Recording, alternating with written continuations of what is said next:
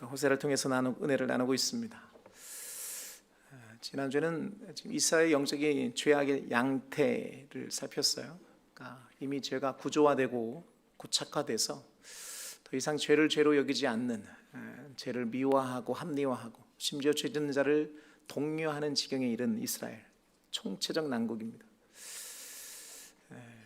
처음부터 그랬던 건 아닌데 결국은 작은 죄를 용납하고 거기에 젖어들면서 결국은 죄를 죄로 여기지 않는 상태가 된 거죠.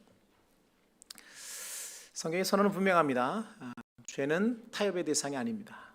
아무리 작은 죄도 죄의 싹은 사망입니다. 그래서 죄를 대하는 성도의 단호한 태도는 죄와 싸우는 겁니다. 피 흘리까지 싸우는 겁니다. 악은 모양이라도 버리는 겁니다. 사단은 대적하는 것입니다.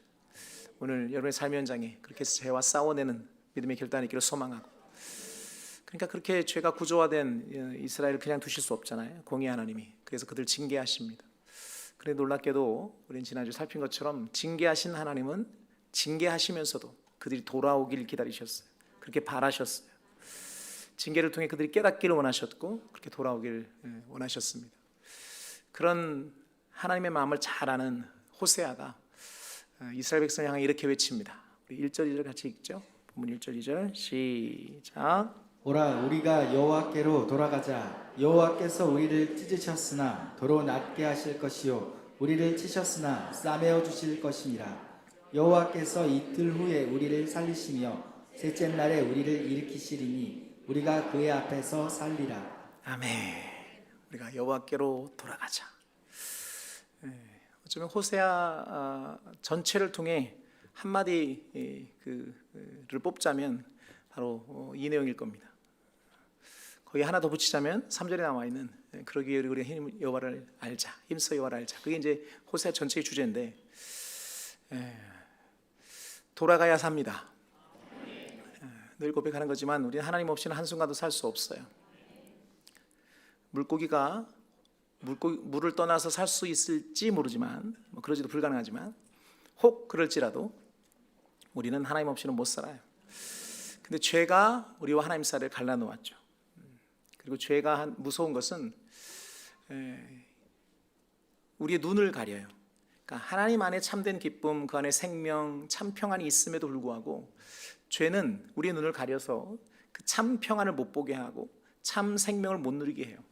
그리고 그 죄 아래에 있는, 사실 진짜는 그것이 멸망이고 또 더러움이고 악함인데, 그 죄 아래에 있을 때는 그게 아름다워 보이고 생명처럼 보이고 즐거워 보여요. 그래서 그 악하고 더러운 상태에서 벗어나지 못하게 하는 거죠. 근데 어두움 가운데 빛이 들어오면 그 실상이 드러나듯, 여러분 그 어렸을 때 그 초등학교 때 청소해 보셨어요? 옛날에는 다 이렇게 분단별로 돌아가면서 청소했잖아요. 근데 청소할 때 이렇게 빗자루질을 하면 이게 그늘진 데는 잘 안 보이거든요. 근데 창가에 햇빛 있는 데 보면 그 먼지가 이렇게 보여요. 전혀 공감을 못 하시는군요. 그러니까 빛이 드러나면 어둠이 드러나요. 더러움이 드러나요. 추함이 드러나요. 그런데 죄가 들어오면 그게 가려져요. 그래서 주님 안에 참 평안이 있는데, 그 안에 생명이 있는데 그걸 못 누리게 해요. 거기를 바라보지 못하게 해요. 그냥 이 죄 아래 뒹구는 모습이 그래 이 정도면 괜찮아 라고 주저앉게 만드는 거죠. 여러분, 죄 아래 생명 없습니다. 죄로 인한 기쁨, 즐거움 아주 말초적인 것이고 아무짝에도 쓸모없는 거예요. 주님 안에 참 기쁨이 있습니다. 그 안에 참 소망이 있습니다. 주님께 돌아가야 합니다. 우린 연약해서 늘 미혹되고 늘 넘어집니다. 사단은 그것이 우리의 절망처럼 얘기하지만 우리는 넘어지고 쓰러지지만 우리에게 소망인 이유는 돌아갈 집이 있습니다. 달려들 아버지의 품이 있습니다.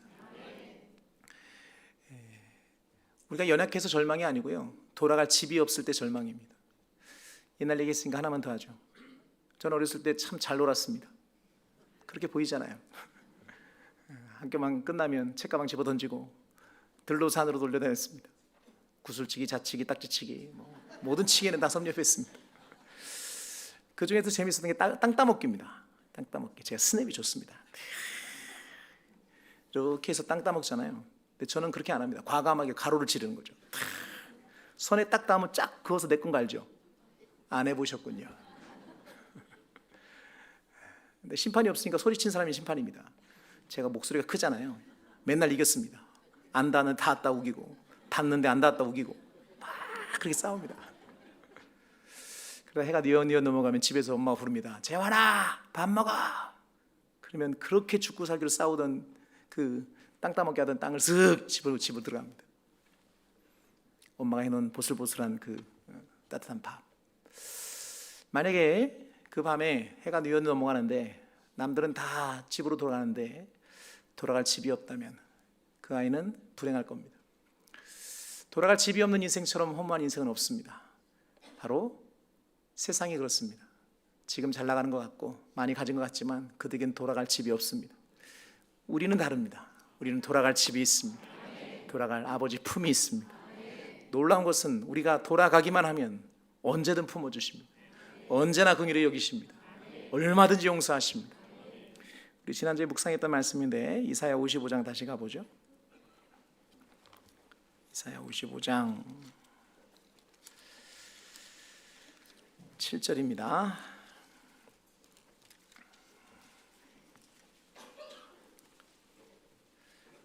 읽겠습니다.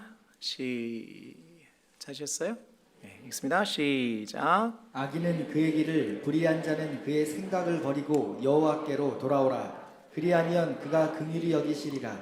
우리 하나님께로 돌아오라. 그가 너그럽게 용서하시리라. 아멘. 돌아오라. 그리하면 긍휼히 여기시리라. 하나님께로 돌아오라. 그가 너그럽게 용서하시리라. 그래요. 돌아가기만 하면 품으십니다. 우리가 자백하기만 하면 하나님 미쁘시고 의로우셔서 우리 죄를 사하십니다. 우리를 모든 불의에서 깨끗하게 하십니다. 그래서 다윗은 이렇게 노래합니다. 동이 서에서 먼 것 같이 우리의 죄가를 우리에게서 멀리 옮기셨도다. 옮겼다는 말은 던져버렸다는 거예요. 또 예레미야는 이렇게 노래합니다. 내가 그들의 악행을 사하고 다시는 그 죄를 기억하지 아니하리라. 우리가 완벽해서 우리 하나님 백성으로 사는 게 아니에요. 용서하신 하나님이 계셔서 사는 줄로 믿습니다. 뒤에서 보겠지만 사단은 이 부분을 자꾸 간과하게 해요. 자, 그럼 그 뒤에 가서 얘기하고 이렇게 돌아오면 하나님 놀랍게 우리를 회복시키십니다. 호세아가 외칩니다. 여호와께서 우리를 찢으셨으나 도로 낫게 하실 것이요 우리를 치셨으나 싸매어 주실 것이라. 여호와께서 이틀 후에 우리를 살리시며 셋째 날에 우리를 일으키시리라. 죄로 인해 갈기갈기 찢어진 또 죄악으로 인해 피폐해져 버린 우리를 회복시키십니다. 돌아오라 할 때 늘 같이 등장하는 집 나간 둘째 아들 이야기, 그죠? 나갈 때는 당당하게 나갔어요. 아버지 유산, 살아있는 아버지한테 유산 달라고 하는 그 폐륜을 저지르고 자기 욕심대로 살겠다고 다 챙겨서 나갔는데 거기서 다 탕진하고 며칠 못 먹어서 쫄쫄 굶고 돈이 없으니까 좋은 옷을 입을 리가 없잖아요. 남루하고. 근데 그 와중에 집에서 배부르게 먹던 종이 생각난 거예요. 아들로서 회복되기는 기대도 못하고 자기가 한 짓이 있으니까. 그러니까 그냥 종의 품종의 하나로 인정해달라고 하는 마음으로 돌아옵니다. 나갈 때 그 당당하고 그 기름 번지르한 모습은 사라지고 빼짝 말라가지고 남루한 그 아들을 아버지는 단번에 알아봅니다. 달려가서 끌어안고 나는 아들의 자격이 없으니까 종으로 삼아달라는 말, 아들의 말은 귀뚱으로 듣고 듣지도 않고 야 어서 씻기고 옷 입히고 가락지 끼우고 신발 신기고 잔치하자. 다시 아들로 회복시키십니다. 우리 아버지가 그런 분입니다. 하나님 우리를 회복시키십니다. 씻으십니다. 싸매십니다. 낫게 하십니다. 그리고 일으키시고 살게 하십니다. 여러분 주님 품으로 달려드십시다. 계속 말하지만 우리가 완벽해서 끝까지 승리하는 게 아니에요. 우리 늘 넘어지고 늘 유혹됩니다. 근데 그때마다 돌아갈 아버지 품이 있어요. 그때마다 회복시키십니다. 마침내 이기게 하십니다. 잊지 말아야 합니다. 하나님께 돌아가야 합니다. 근데 이 호세아의 외침에서 꼭 기억할 게 있습니다. 우리 다시 1절 2절 같이 읽어볼까요? 호세아 6장 1절 2절 시작. 오라 우리가 여호와께로 돌아가자. 여호와께서 우리를 찢으셨으나 도로 낫게 하실 것이요 우리를 치셨으나 싸매어 주실 것임이라. 여호와께서 이틀 후에 우리를 살리시며 셋째 날에 우리를 일으키시리니 우리가 그의 앞에서 살리라. 아멘. 제가 강조하고 싶은 부분이 2절 하반절입니다. 우리가 그의 앞에서 살리라. 돌아오거라. 돌아갈 때 하나님 긍휼히 여기시고 용서하십니다. 우리를 싸매십니다. 그리고 하나님의 기대는 여기 있습니다. 우리가 그의 앞에서 살리라. 성경이 우리에게 보여주는 하나님이 당신의 백성을 향한 변함없는 마음은 하나입니다. 하나님과의 친밀함입니다. 처음 아담을 지으시고 피조물인 그를 하나님 형상을 부여하셔서 그분 아담과 친밀하셨습니다. 물론 죄가 들어와서 그 친밀함이 깨지고 멀어졌지만 그 멀어진 죄로 인해 멀어진 우리를 다시 회복시키시고 다시 친밀하기 위해 하나님이신 그분이 이 땅에 사람으로 오셔서 당신의 생명으로 우리 죄를 사하셨습니다. 그리고 바라신 게 뭐냐? 그리고 우리가 기대하신 것은 다시 처음 만든 것처럼 하나님과의 친밀함입니다. 그분 안에 거하는 겁니다. 그분과 동행하는 것입니다. 그분 안에서 사는 것입니다. 신앙은 단순히 종교적 행위를 하는 게 아니에요. 단순히 내가 도덕적으로 착하고 또 그렇게 사는 게 아니에요. 신앙의 핵심은 하나님과 동행하는 거예요. 그분 안에 사는 거예요. 그분으로 말미암아 사는 거예요. 하나님과의 친밀함이에요. 예배하는 이유, 기도하는 이유, 우리가 하나님께 봉사하는 이유 모두가 똑같습니다. 예배를 통해 무엇을 얻고자 하는 것입니까? 예배를 통해 은혜 받고 감동 받고 내 기분이 좋아지려고 하는 게 아니고 예배를 통해 하나님과 동행하는 것입니다. 그분의 임재 안으로 나아가는 것입니다. 예배를 통해 하나님과 친밀해지는 것입니다. 하나님 우리에게 기대하는 건 그런 거예요. 그분 안에 사는 거예요. 히브리서 10장 가보실래요? 그래서 강의할 때 많이 강조했던 말씀인데요. 히브리서 10장 19절부터 보죠. 22절까지 같이 읽겠습니다. 히브리서 10장 19절에서 22절 읽습니다. 시작. 그러므로 형제들아 우리가 예수의 피를 힘입어 성소에 들어갈 담력을 얻었나니 그 길은 우리를 위하여 휘장 가운데로 열어놓으신 새로운 살 길이요 휘장은 곧 그의 육체니라. 또 하나님의 집 다스리는 큰 제사장이 계심에 우리가 마음의 뿌림을 받아 악한 양심으로부터 벗어나고 몸은 맑은 물로 씻음을 받았으니 참 마음과 온전한 믿음으로 하나님께 나아가자. 아멘. 따라합시다. 참 마음과 온전한 믿음으로 하나님께 나아가자. 하나님께 나아가자. 네. 아론의 반차를 따르는 구약의 율법의 제사장의 속죄는 1년에 한 번 매년 반복해야 되고 내가 죄를 지을 때마다 반복해야 되는 그런 속죄였어요. 근데 멜기세덱의 반차를 따라 이 땅에 오신 예수님의 속죄는 단번에 영원한 속죄를 이루셨습니다. 하나님 앞에 나아갈 수 없었던 그 지성소를 가로막고 있던 휘장을 주님이 십자가에서 죽으심으로 위에서 아래로 다 찢으셨습니다. 그리고 그 길을 여셨습니다. 당신의 몸으로 여셨습니다. 당신의 생명으로 여셨습니다. 피값으로 여셨습니다. 그리고 우리에게 기대하는 것은 이제 보혈의 능력 힘입어 그 성소로 담대히 나아오기를 원하십니다. 친밀하기를 원하십니다. 가까이 다가가기를 원하십니다. 그분 안에 거하는 것입니다. 그분과 함께 사는 것입니다. 그 앞에서 살아가는 것입니다. 성도의 최고의 누림은 복 많이 받는 게 아니에요. 성도의 최고의 누림은 하나님과 동행하는 것입니다. 그분으로 말미암아 사는 겁니다. 그분 앞에 함께 거하는 것입니다. 예배할 때마다 기도할 때마다 아니 삶의 현장에서 우리는 늘 그분과 같이 살아가야 합니다. 한 구절 더 볼까요? 로마서로 가보십시다. 로마서 5장입니다. 1절 2절 보죠. 바울도 이렇게 성경 안에서 고백합니다. 로마서 5장 1절 2절 시작. 그러므로 우리가 믿음으로 의롭다 하심을 받았으니 우리 주 예수 그리스도로 말미암아 하나님과 화평을 누리자. 또한 그로 말미암아 우리가 믿음으로 서 있는 이 은혜에 들어감을 얻었으며 하나님의 영광을 바라고 즐거워하느니라. 아멘. 따라합시다. 그리스도 예수로 말미암아 하나님과 화평을 누리자. 화평을 누리자. 아멘. 죄로 인해 하나님께 나아갈 수 없었어요. 죄를 가지고 하나님께 나가면 다 죽었단 말이에요. 근데 하나님이 당신 아들 예수를 그리스도 보내시고 그 핏값으로 우리 죄를 사하셨어요. 덮으셨어요. 그래서 감히 나는 의롭지 않은데 나를 의롭다고 인정하시고 그렇게 하나님으로 인하여 덮어진, 보혈로 덮어진 그 의로움의 칭의로 하나님께 화평을 누릴 수 있습니다. 이제 하나님께 나아가는 것입니다. 그분과 화평한 것입니다. 그 안에 그 영광을 바라고 즐거워하게 되는 줄로 믿습니다. 거기에 참 기쁨이 있습니다. 참 즐거움이 있습니다. 죄 짓는 즐거움이 있거든요. 몰랐어요? 죄 아래 즐거움이 있습니다. 근데 그 즐거움은 감각적이에요. 실제 즐거움이 아니에요. 말초적이에요. 근데 그게 진짜 즐거움인 줄 착각하고 있는 거예요. 아니에요. 하나님 안에 참된 즐거움이 있습니다.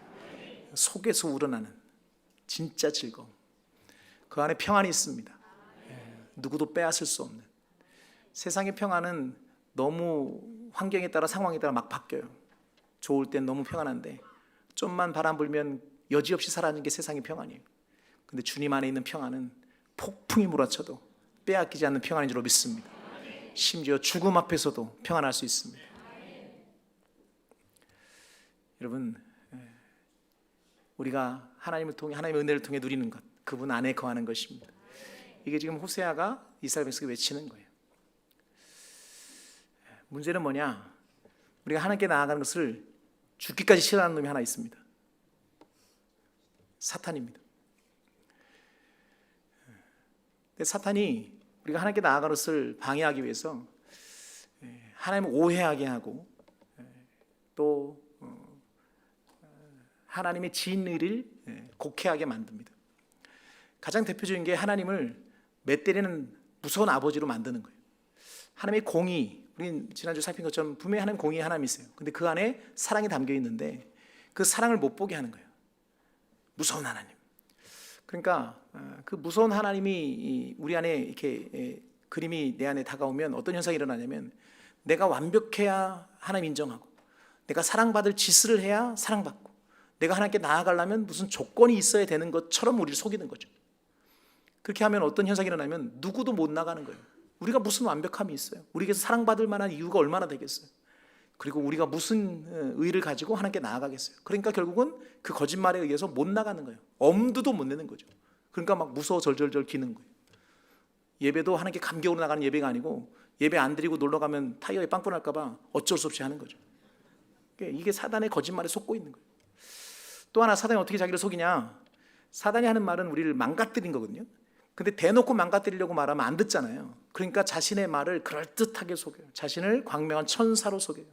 자신의 말이 나를 위하는 것처럼 속여요. 그가 주고자 하는 것이 정말 중요한 좋은 것인 것처럼 속여요. 그래야 속잖아요. 그런데 그가 주는 것은 결국은 멸망이고 죄악이고 우리를 망가뜨리는 거예요. 거짓말이에요. 그래서 사단의 속성이 거짓말이에요. 왜냐하면 거짓말하지 않으면 들통 다 나잖아요. 그러니까 속이는 거예요. 그래서 하나님께 나아갈 때 우리가 분명히 알아야 될 것은 하나님을 제대로 알아야 돼요. 그게 호세아의 외침이에요. 자, 6장 3절 가볼까요? 3절 같이 읽습니다. 시작. 그러므로 우리가 여호와를 알자, 힘써 여호와를 알자. 그의 나타나심은 새벽빛같이 어김없나니 비와 같이 땅을 적시는 늦은 비와 같이 우리에게 임하시리라 하니라. 아멘. 따라합시다. 여호와를 알자. 힘써 여호와를 알자. 알아야 합니다. 하나님을 알면 알수록 우리는 하나님을 더 사랑하게 돼 있어요. 하나님을 알면 알수록 그 품으로 달려들게 돼 있어요. 하나님을 알면 알수록 우리가 자유하게 돼 있어요. 하나님을 알면 알수록 아들로서의 권위를, 아들로서의 그 풍성함을 누릴 수 있어요. 모르니까, 사단이 거짓말에 속아서 오해하니까 하나님을 왜곡된 이미지로 가지고 있으니까 하나님께 나아가지 못하는 거예요. 여기서 말하는 알다라는 말은 역시 언제나 그렇듯 지식으로 아는 건 아니에요. 전인격적으로 아는 거예요. 그렇게 하나님을 알아갈 때 우리는 하나님을 더욱 사랑하게 되는 줄로 믿습니다. 그래서 하나님을 아는 일은 대단히 중요해요.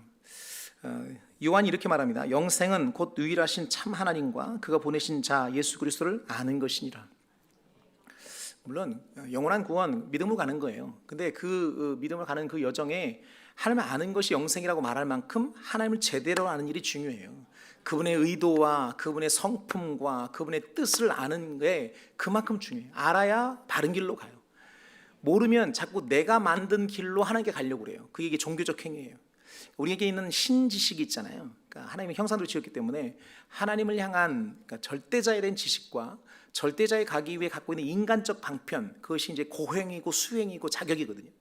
그러니까 모든 이방 종교가 갖는 공통점, 절대자에 나아가기 위해 내가 뭘 갖춰야 된다고 하는, 그래서 내가 수행하고 고행하고 득도하고 경지에 이르러서 절대자에 다가간다는 방식으로 하나님을 믿으려고 그래요.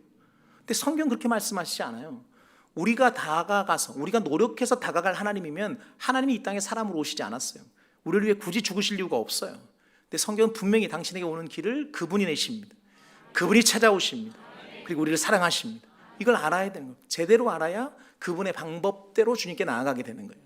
그리고 그분의 성품을 알아야 돼요. 아멘. 그분의 뜻을 알아야 돼요. 그분의 기대를 알아야 돼요. 그래야 그분의 뜻대로 살 거 아니에요. 그죠? 여러분, 하나님을 알아야 될 줄 믿습니다. 힘써 여호와를 아는 자 되기를 소망합니다. 그래서 우리 신앙의 훈련 가운데 하나가 뭐냐면 그렇게 아는데 자라가야 돼요. 자, 베드로 후서로 한번 가보실래요?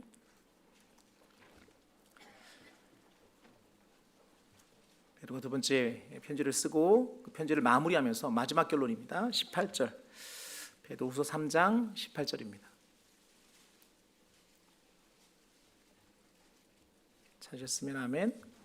같이 읽을까요? 시작. 오직 우리 주 곧 구주 예수 그리스도의 은혜와 그를 아는 지식에서 자라가라. 영광이 이제와 영원한 날까지 그에게 있을지어다. 아멘. 펜인들 펜은 밑줄 쳐주세요. 그를 아는 지식에서 자라가라. 우리 주 곧 구주 예수 그리스도의 은혜와 그를 아는 지식에서 자라가라. 그러니까 신앙은 그렇게 주님을 알아가는 것입니다. 그렇게 자라가는 것입니다. 점점 더 깊어지는 거죠. 막연히 알던 우리의 신앙에서 더 깊이 알아가는 거예요. 그래서 하나님의 진짜 의도, 겉으로 드러난 모습과 그 안에 담겨 있는 의미들을 알아가는 거죠. 한 구절만 더 볼까요? 이번엔 골로새서입니다. 1장입니다. 9절 10절이 그건데요. 바울이 골로새 교회 성도를 향해 끊임없이 기도하는 게 있어요.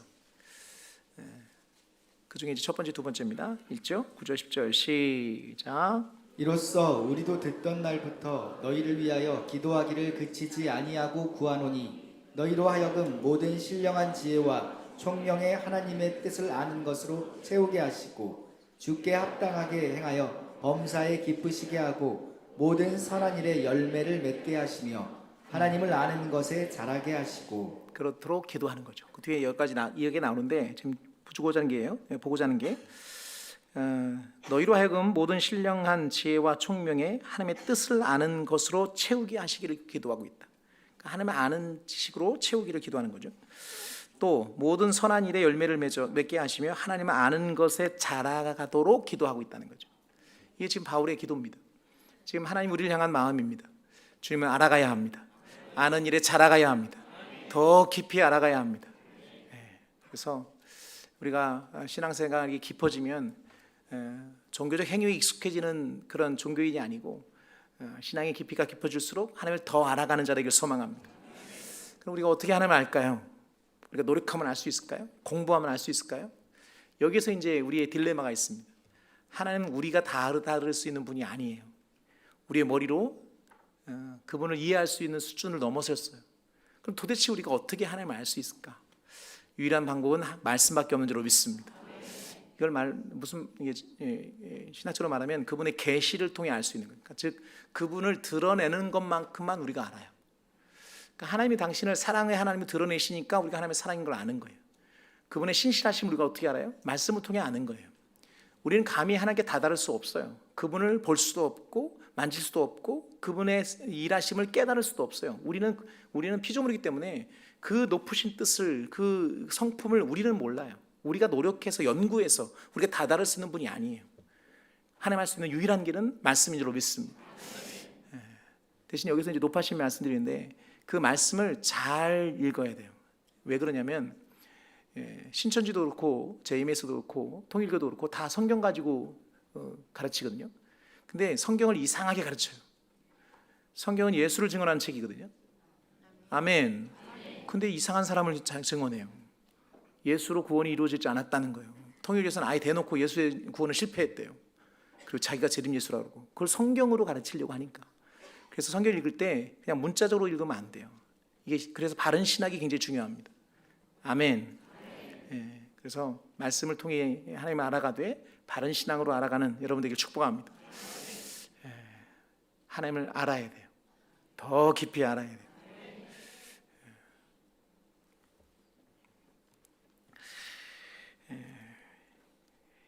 가끔 이렇게 도대체 말이 안 통하는 분들이 계시거든요. 무슨 말이냐면 직통계시 받는 분들 계세요. 이분들 어떻게 방법이 없어요. 하나님 자기한테 말씀하셨다는 거예요. 근데 근거가 없어. 근데 아닐 땐 자기는 받았대. 그러니까 성경을 들이대도 아무 소용이 없어요. 여러분, 하나님은 직통계시로 아는 게 아니고요, 말씀을 통해 아는 줄로 믿습니다. 말씀 대신 하나님을 체험으로 아는 거예요. 여기에서 말씀하신 그 하나님의 성품이 우리의 삶을 통해 경험되어지는 거예요. 이게 신앙의 훈련이고 신앙의 누림이에요. 그래 더욱 하나님 알아가는 자들에게 소망합니다. 근데 여기서 우리가 이제 그래서 하나님 아는 일이 힘들다고 했잖아요. 근데 여기서 놀라운 사실은 내가 하나님 알려고 할 때 내가 그런 마음을 갖고 하나님 알려고 하면 하나님 우리에게 다가오십니다. 자, 다시 보면 3절을 다시 읽어보세요. 호세아 6장 3절. 하나님을 알아가는 일에서 너무 놀라운 사실이 있어요. 읽습니다. 시작. 그러므로 우리가 여호와를 알자. 힘써 여호와를 알자. 그의 나타나심은 새벽빛같이 어김없나니 비와 같이 땅을 적시는 늦은 비와 같이 우리에게 임하시리라 하니라. 아멘. 예를 돕기에 제가 세 번으로 한번 읽어드립니다. 우리가 주님을 알자. 애써 주님을 알자. 새벽마다 여명이 오듯이 주님께서도 그처럼 어김없이 오시고 해마다 쏟아지는 가을비처럼 오시고 땅을 적시는 봄비처럼 오신다. 지금 뭐가 계속 반복돼요? 오신다는 거예요. 내가 여호와를 알려고 할 때 그분이 오신다는 거예요. 예, 여러분, 그래서 놀라운 거예요. 계속 말하자면 우리는 하나님께 다다를 수 없어요. 근데 우리가 하나님 알려고 할 때 정말 사모함으로 하나님을 알려고 할 때 그분이 다가오십니다. 내가 한 발 걸어가면 그분은 우리에게 10발짝 다가오십니다. 그래서 우리가 하나님 감히 알 수 있는 거예요. 여러분, 그분이 오신, 특별히 여기서 강조하고 있는 어김없이 오십니다. 우리가 하나님 알려고 예배하고 나오고 말씀 묵상할 때 하나님이 어김없이 다가오십니다. 그러니까 여러분이 영으로 깨어있는 사람은 말씀 읽을 때마다 하나님의 오심을 경험하는 거예요. 할렐루야. 시작하면서 나눴던 하나님의 친밀함 어떻게 누려요? 그 말씀을 통해 누리는 거예요. 말씀 읽으면서 묵상하면서 다가오신 하나님을 경험하는 거예요. 저는 미루어 축복합니다. 여러분 매일 그렇게 하나님께 다가가길 소망합니다. 매일 하나님과 더 친밀하길 원합니다. 그리고 매일 말씀 묵상하는 자들에게 소망합니다. 1년에 한 번 다 처음부터 끝까지 일독하고 탁 덮어놓고 믿지 말고, 뭐 그것도 좋아요. 안 한 것보다 나은데 이왕이면 매일 조금씩 일정한 영역을, 매일 조금씩 그러면 안 되고 매일 많이 많이라고 하면 또 부담 가니까 조금이라도 좋으니까 매일매일 말씀 묵상하는 거예요. 그 일을 통해 하나님과 친밀해지는 거예요. 내게 다가오신 하나님을 경험하는 거예요. 그게 신앙의 맛이에요. 매 순간 깨달아지는 하나님의 은혜. 하나님 이렇구나. 하나님 아멘도 안 해.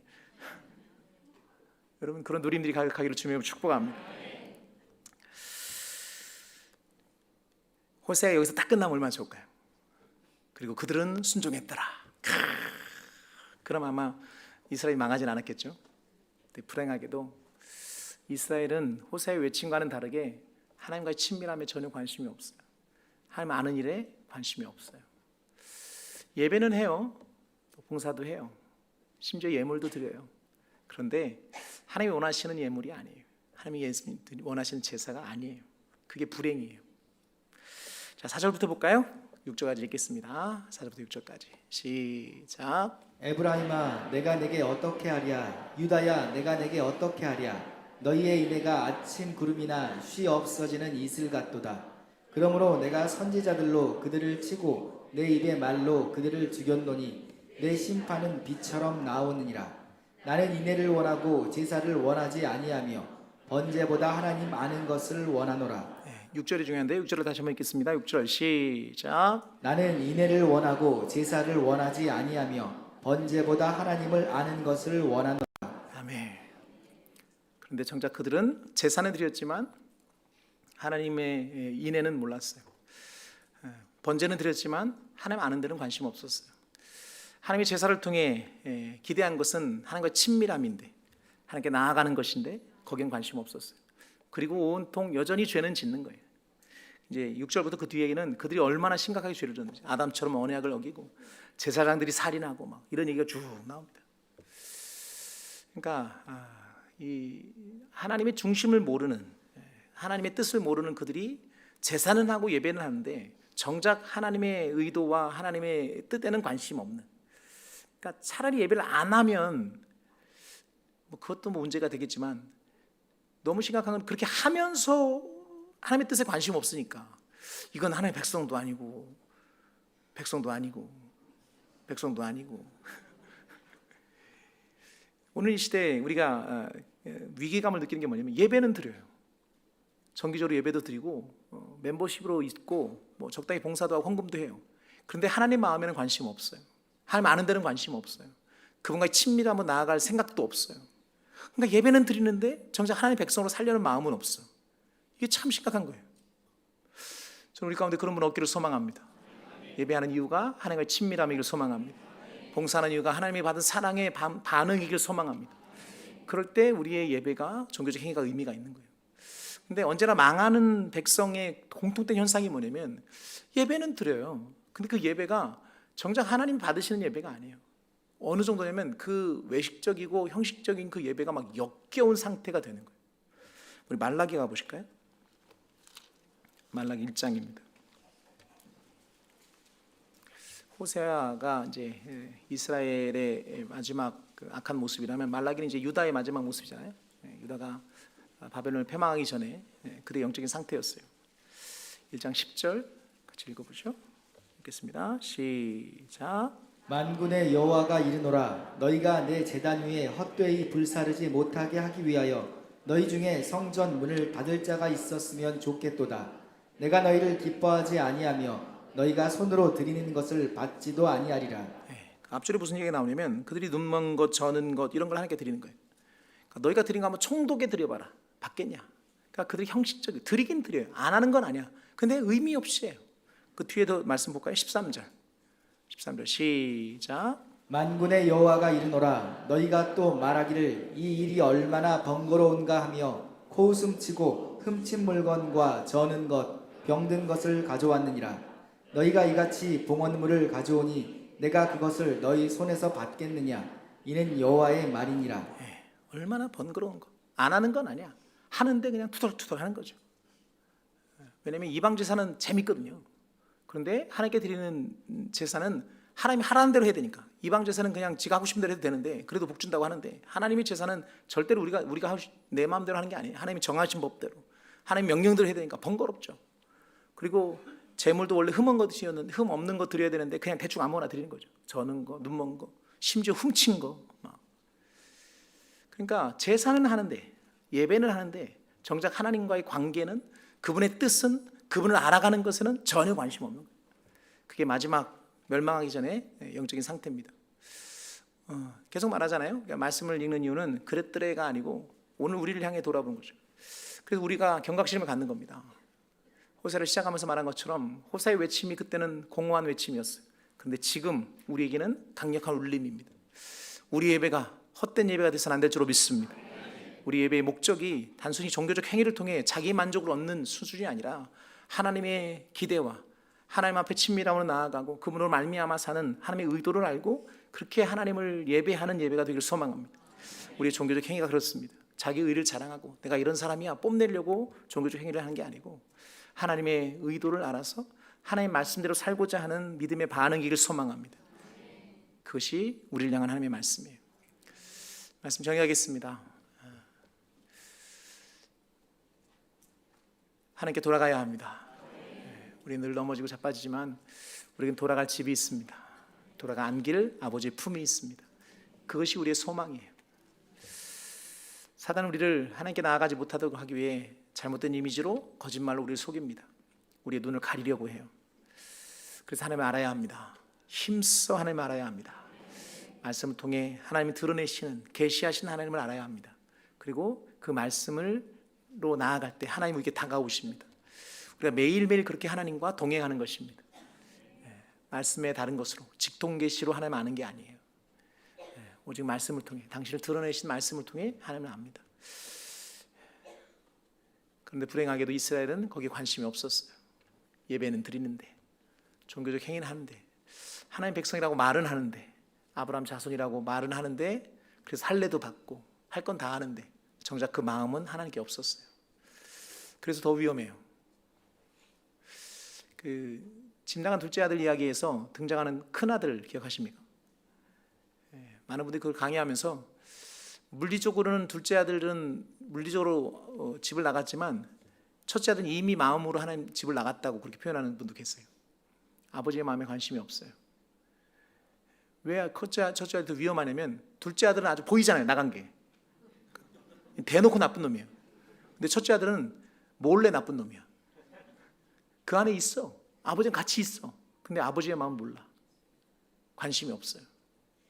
오히려 아버지가 해야 하는 행동이 불만이야. 못마땅해. 그래서 사실은 둘째 아들보다 더 위험한 게 첫째 아들이에요. 우리가 얼마든지 그럴 수 있어요. 예배는 드려요. 심지어 헌금도 해. 그런데 하나님 마음에는 관심 없을 수 있어요. 전 믿음을 축복합니다. 예배할 때마다 하나님께 나아가야 합니다. 말씀을 통해 하나님께 더 친밀해져야 합니다. 종교적 행위를 하는 게 아니에요. 하나님과의 관계예요. 친밀함이에요. 하나님 백성으로 사는 거예요. 그분이 주인 대신 그래서 하나님을 왕으로 모신 자로 사는 거예요.